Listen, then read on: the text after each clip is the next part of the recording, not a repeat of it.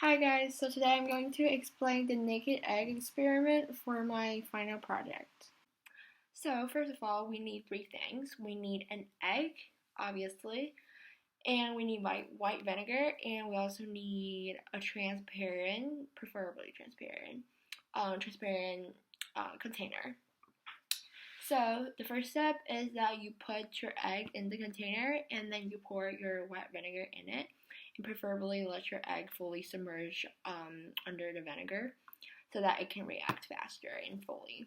And then after that, you like close your container if it has a lid or something, or you can use a foil paper and then and then cover your container with the foil paper. And then you can start observing your egg from the outside of the container. You can see there are a lot of bubbles outside, like on the surface of the eggshell. That is because the vinegar, which is acidic, is reacting with the eggshell, which is basic.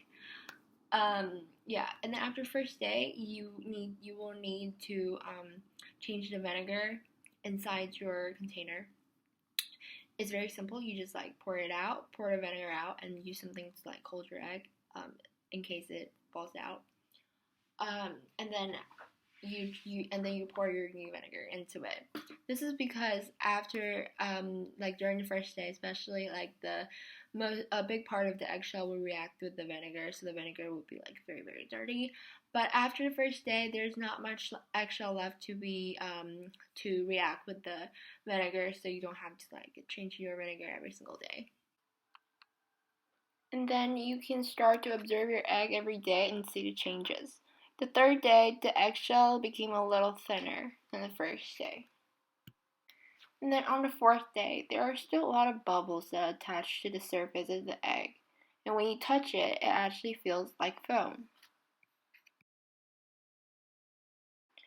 On the fifth day, the eggshell became half transparent already. And when you touch it, you can actually feel that it became soft. You can also see the liquid that's inside the egg through the eggshell, and try to squeeze it a little bit.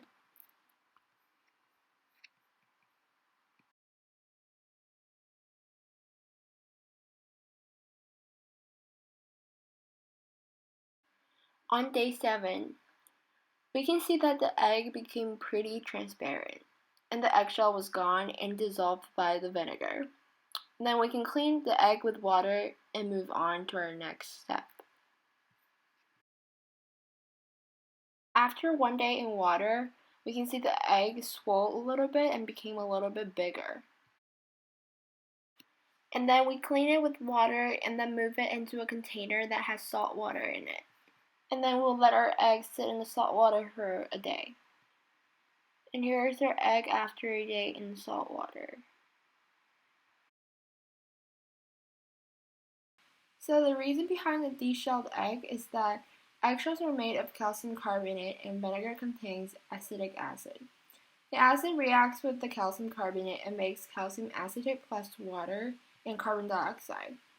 This is what all those white bubbles on the surface of the eggshells are. And after several days, the reaction eats through the shell and leaves behind just a naked egg with just a thin membrane. And then our second experiment is related to osmosis. After dissolving the eggshell, we are left with just a thin membrane that holds the inside of the egg. This membrane is selective permeable. This means that it will let some selected molecules to move into the egg while block out other like big molecules. Water can move through the membrane easily, but bigger molecules like sugar or salt molecules will not pass through the membrane.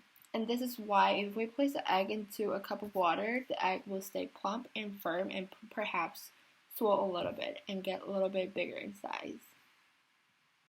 But if we put the egg in salt water, it's supposed to shrivel up because the salt molecules cannot move through the membrane into the egg. And salt water has a very low concentration of water in it, so some of the water from the inside of the egg will travel through the membrane into the salt water and making the egg cell shrink. The reason that my egg didn't shrink in my salt water is because I didn't put enough salt in the water. So the majority part of my salt water is actually just water. And the concentration of salt in my salt water is very, very low, and its impact on our egg can be negligible.